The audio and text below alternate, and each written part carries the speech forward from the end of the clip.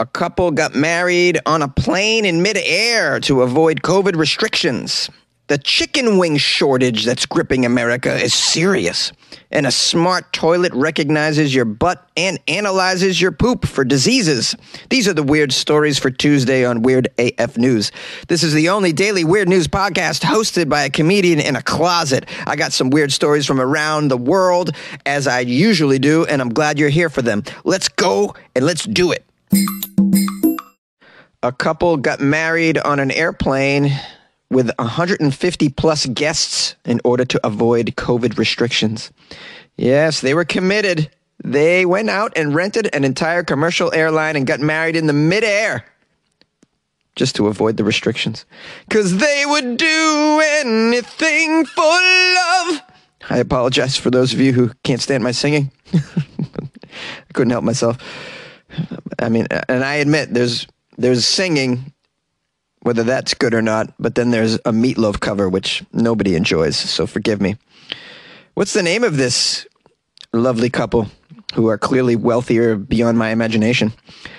A couple hired an entire plane to get married in front of their 161 total guests in an effort to avoid COVID-19 restrictions. Rakesh and Dakshina from Madurai, India, were desperate to tie the knot, but with COVID lockdown restrictions and social distancing measures in place, they came up with an alternative plan for their big wedding day.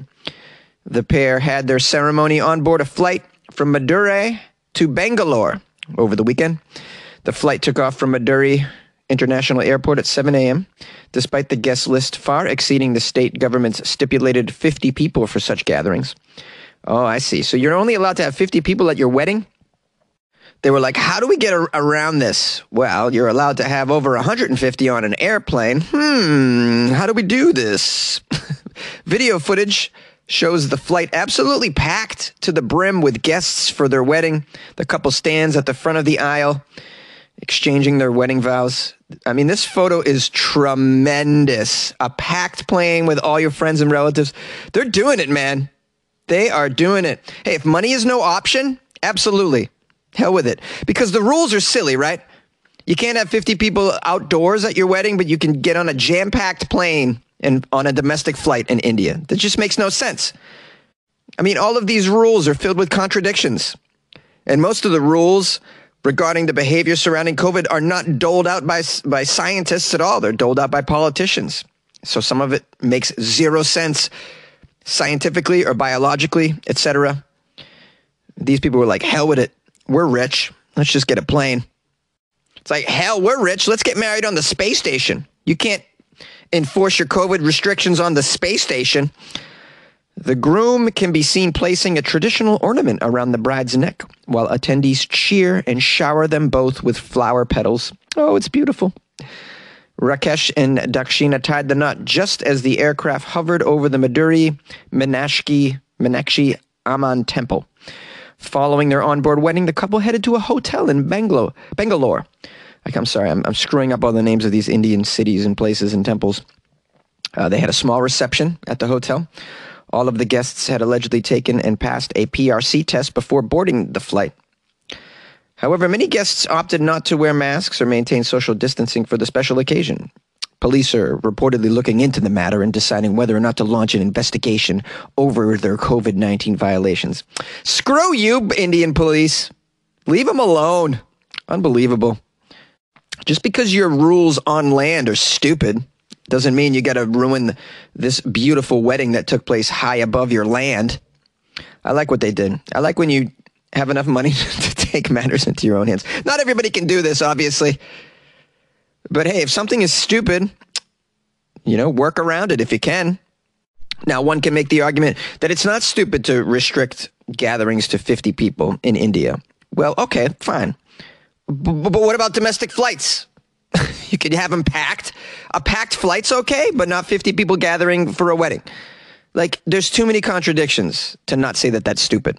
I understand India is having an issue with their COVID. But, if you're going to say you can't gather for a wedding or a graduation, let's say, then how are you going to let people pack a 200, 150 person commercial flight as well? See? Maybe you disagree. Call the show, 646-450-2012. A chicken wing shortage grips America. Oh no, chicken wings. The soaring demand for chicken and chicken wings has resulted in wing shortages across America, according to the country's third largest poultry producer. Who is this poultry producer? Well, it's Mississippi-based Sanderson Farms Incorporated. The farm says it does not have enough supply to keep up with demand, despite recently picking up 40 million pounds per year. Here's a quote from Joe Sanderson, the CEO. We cannot supply enough wings for everybody at retail or at food service. Sanderson said his company each week ends up short 15 loads of wings for both retail and food service. The company plans to allocate wings to make sure everybody gets some, he says, noting that the combination of strong demand and limited supplies will cause prices for wings to climb even higher from their current levels. Ooh, what are chicken wing prices right now? I'm glad you asked. Wing prices have already risen to $3.16 per pound for customers picking Sanderson's dock. This mimics strong gains that have occurred in other chicken products. Boneless chicken breast prices have climbed 236% since the fall, while tenders have spiked 77% as well. My goodness. I had no idea there was such a chicken shortage. Wing shortages are the latest problem to plague poultry producers who have struggled to keep up with demand that has skyrocketed with the reopening of the economy and due to a number of fast food chains having recently introduced chicken sandwiches to their menu. Sanderson Farms has considered building a new chicken plant to meet demand, but soaring material costs have put plans on hold for the time being.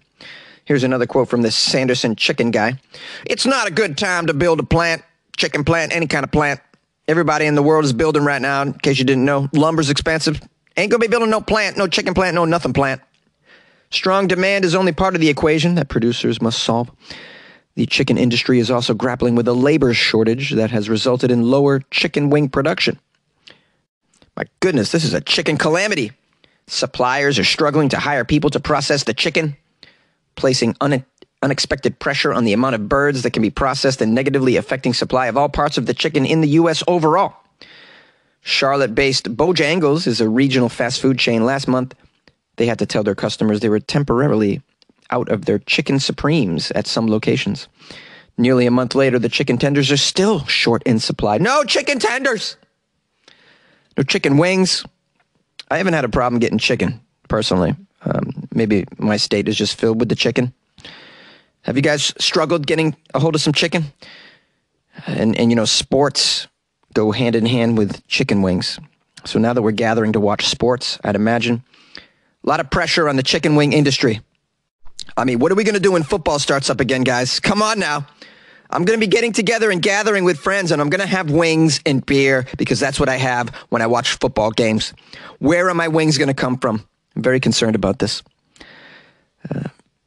I'm wondering if other countries are as crazy about chicken wings as America is. Can someone corroborate this with me? Give me some feedback. Like in Ireland, are you guys doing chicken wings? Is that happening?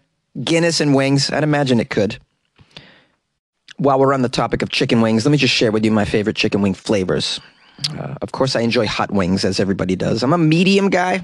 I don't like to overdo it. It just takes away from the experience for me if it's too hot. I do love barbecue. Very plain. Barbecue's great. Honey garlic is one of my... of course, I have to watch out for the acid reflux, but, the honey garlic, probably can't have those wings at night, but during the day... If I'm watching a game, yeah, I can go all day with the honey garlic. What's your favorite wing flavor? Call the show or email me, funnyjones@gmail.com. You like podcasts? You're listening to my podcast. Maybe you thought to yourself, I'd like to make a podcast. Too difficult. No, not with Anchor. Anchor has free creation tools that allow you to record and edit your podcast from your phone or your computer. Anchor distributes your podcast to Apple, Spotify, Stitcher, and more. They have advertising integration, so you can even make a little money off your podcast. Everything you need to make a podcast in one place. Download the free Anchor app or go to anchor.fm to get started. And good luck with your podcast. Good luck with your creation. Good luck with your life, man. Yay! Introducing the smart toilet that recognizes your butt, your butthole, and even analyzes your poo for diseases. Sounds helpful. Sounds like fun. Sounds expensive. Going to the bathroom could end up relieving your health anxieties as well as your bladder. According to a new study, researchers have created a smart toilet that can analyze feces and urine for various diseases and even some forms of cancer.